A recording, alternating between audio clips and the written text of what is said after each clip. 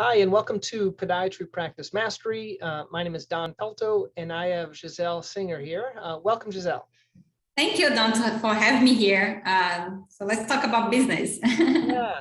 So your background is in billing and really helping people to bring in more revenue. So and you work primarily with podiatrists, is that correct? That's right. We only do podiatrists. Yes. And that's the benefit is finding someone that only does podiatry, kind of having that niche.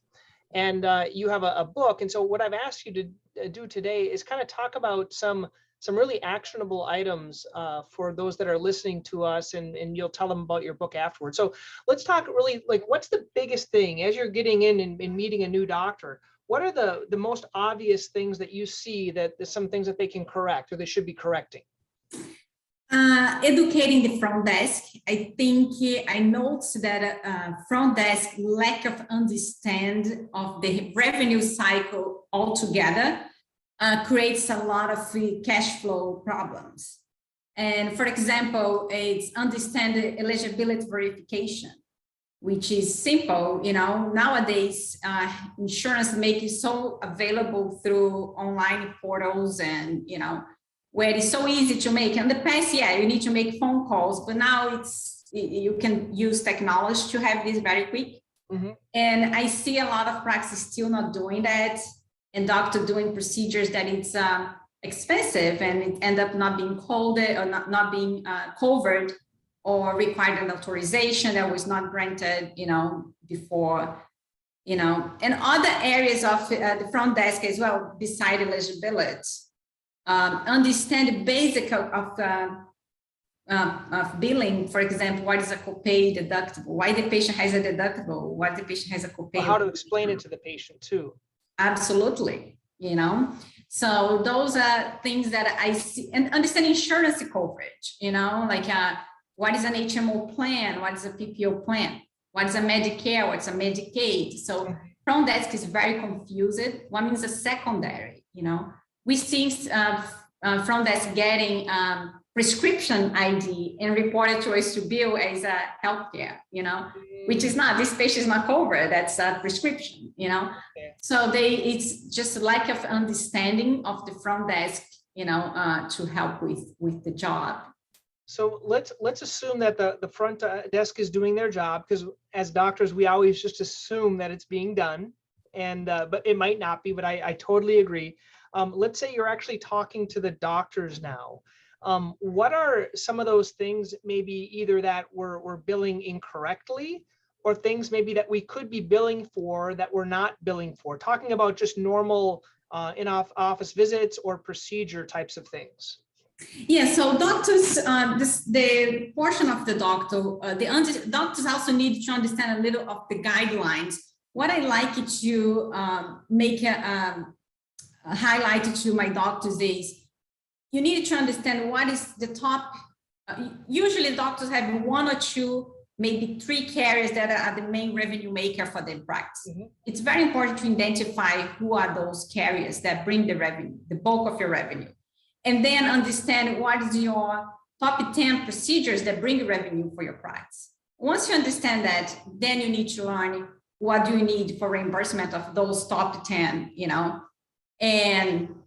and then understanding, navigating through these guidelines, it's crucial for revenue. So we see doctors,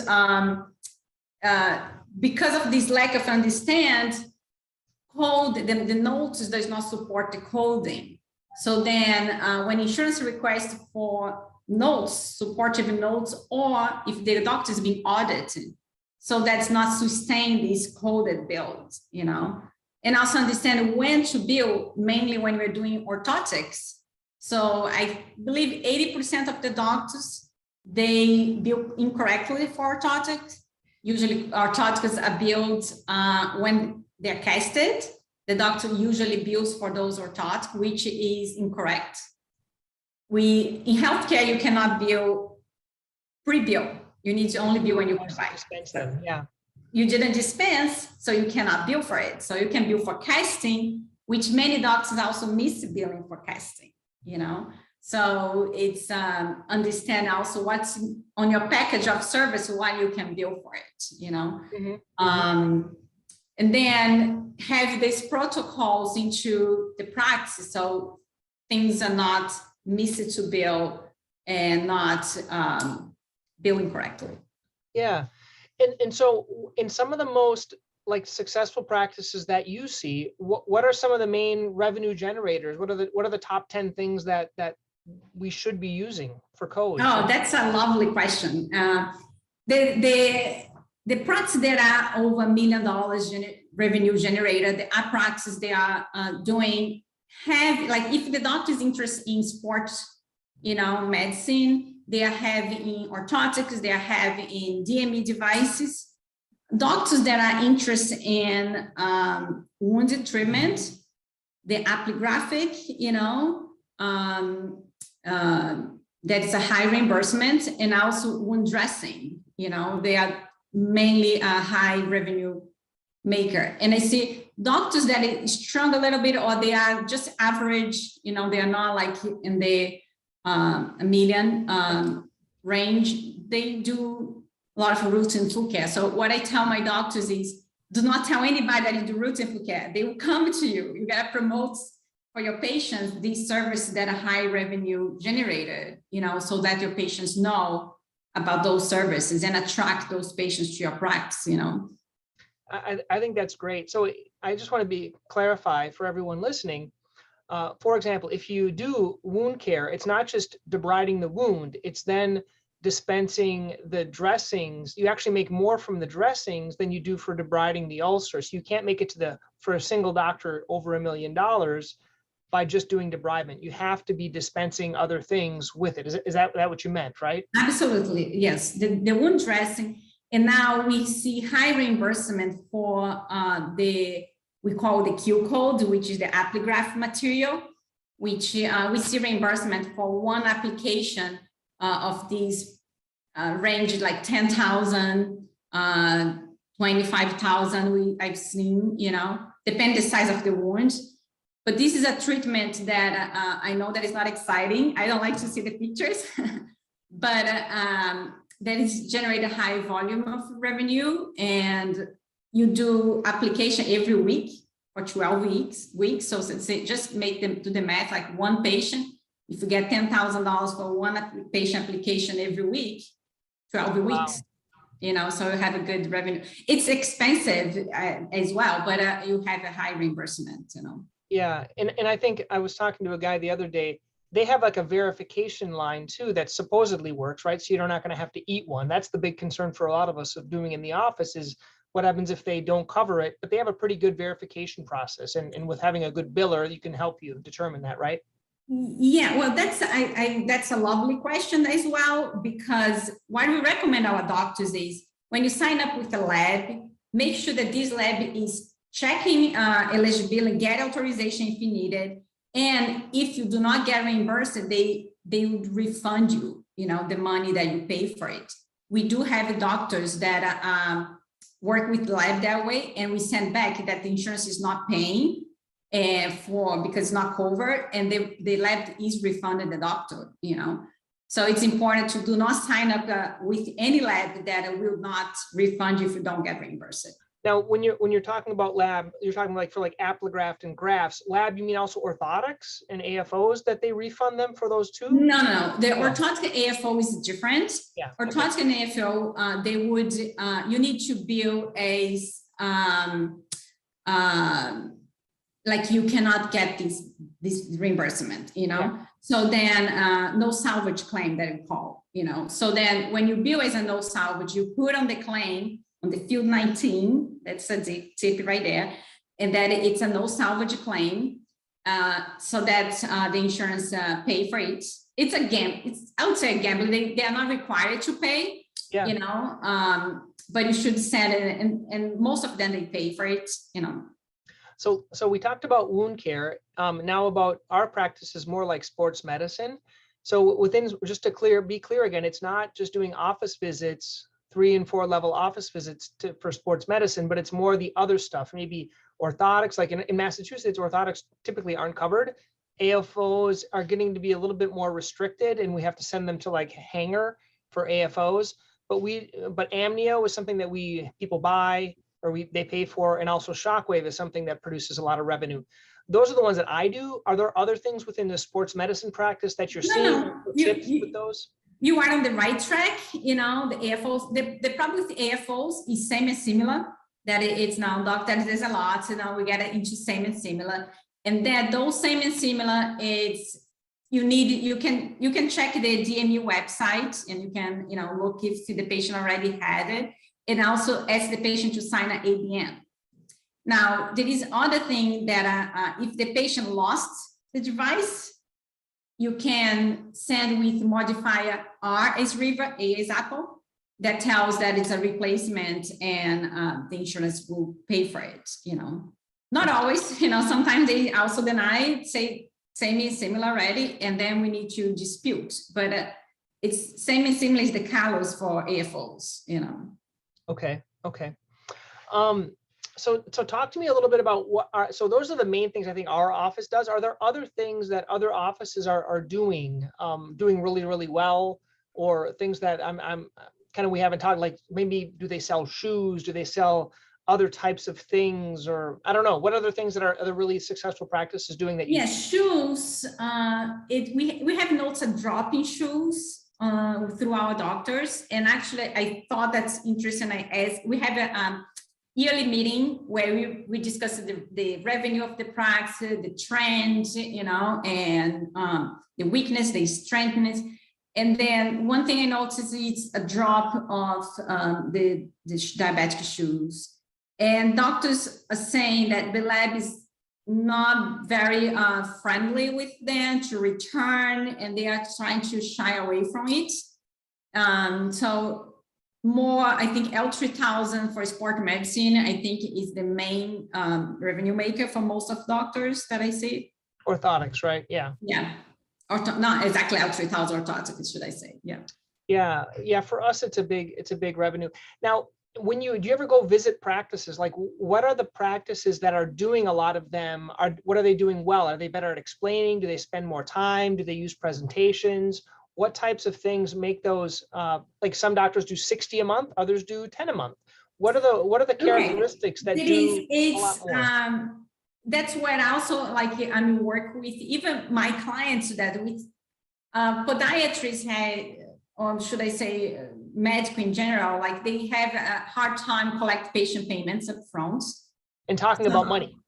Exactly, talk about money. That's where I think practices that they're not doing so well, strong, and practices that are very successful, they have no problem discussing money with the patient. And I think that's the key component, because patient has a lot of responsibilities nowadays, and insurance makes very difficult to the doctor to fight for the money sometimes. So having the patient aware of a possibility of payment by, you know, giving an ABN, say this service might not be covered, and you might be responsible for amount X, Y, or Z, you know, and the patient, and get a deposit, you know, get a deposit for your orthotics, because if the patient change their mind, you're covered for your costs, you know, you don't lose money. And educate your patient about your policies, you know, that's the communication with the patient. When is that upfront and clear, you know, it's so smooth, you know. Mm-hmm. I tell the doctors to the upfront payment, which I address in my book, you know, it's so important. With the revenue come from patient of a practice that has no problem collect patient payments upfront, is like 40% of overall revenue, in average, around that, you know. It's a high amount. So doctors that are missing that, they are actually having to pedal a little bit harder to get this money in, and then need to involve the collection company, which patient get upset, and they put a note on the, you know, Facebook about this doctor that is annoying, you know, hunting for the money, you know, which when you have the upfront payment, patient will be happy because now the patient receive a refund payment because patient overpaid, you know. And you don't need to deal with collection agencies because, it's all taken care up front, So it's a win-win for the patient and doctor. How about credit card on file? You think that's a good idea, having a credit card on file? I totally think it's a good idea. There is a credit card on file. There is, you need to work with a reliable software that you can track these because of security. You don't want that to get stolen and be, expensive, So that's a concern. But if you do work with the software that does have the privacy and the security that you can rely on, definitely I would suggest you keep on file. Dentists, they do that, why you cannot do it, Absolutely. Yeah, I have a friend, he does that. He says it makes it so much easier, and he just requires a credit card on file. And yeah, we have clients doing that as well. And we send the first statement. If the patient doesn't pay the first statement, automatically charge from the credit card. Yeah, that's a good idea. So tell me some of the other good points, some of the high points in your book before you tell them how they can get a copy or learn more about it. Sure. Yeah. So I like to present the revenue cycle, okay, from the beginning, where is the marketing, when everything started, when you bring your client or patients to your practice, to the end results of, the review of your reports, everything in between, it's part of your revenue cycle, So that's we address in the book, your front desk, the doctors themselves, they preparing the notes, the compliance notes, and the software they use that it's very important to creating the revenue, to document the notes and the billing.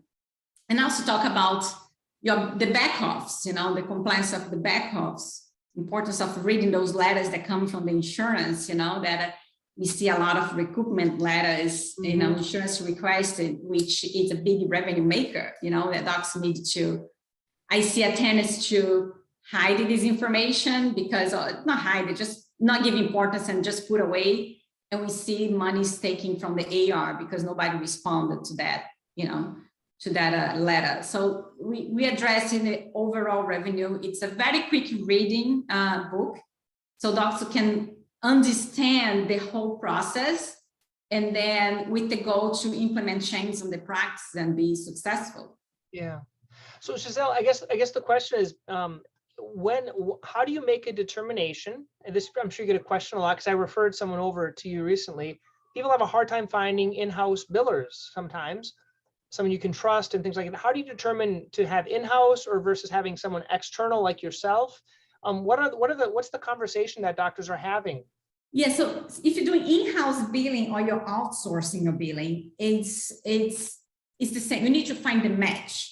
So what I tell the doctors is you need to find out why you're looking for this billing. What kind of work, outline what kind of work you're expecting before you go looking for it. So once you have why you need it specifically, you want to submit the claims and the person want to do follow-up. You want to, break down what you need and look for the match, So a billing company as in-house billing, both can be, can make you or can break you. I have seen in-house billing really damage the finances of doctors, and I saw a billing company doing the same. So you needed to, be aware of the both possibilities and work with people that know they're doing. What I'm very concerned about billing services that are very cheap, which they charge, let's say 3% or 2.99%.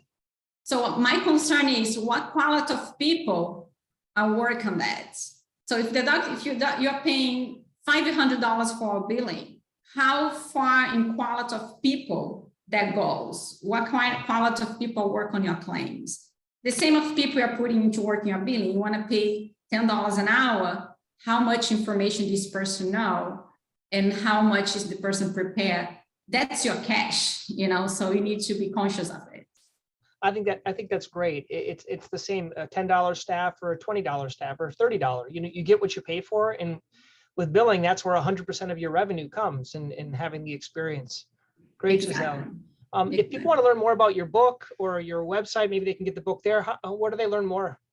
Yeah, so this is a copy of my book I have here. So you can find my book in Amazon. So you can search the business side of podiatry revenue or Gisele Saenger, you come up. And also have my website, ParaDocsMRC.com. Great. Thank you so much. It's been very fun, very educational. Thank you, Don. Nice talking to you.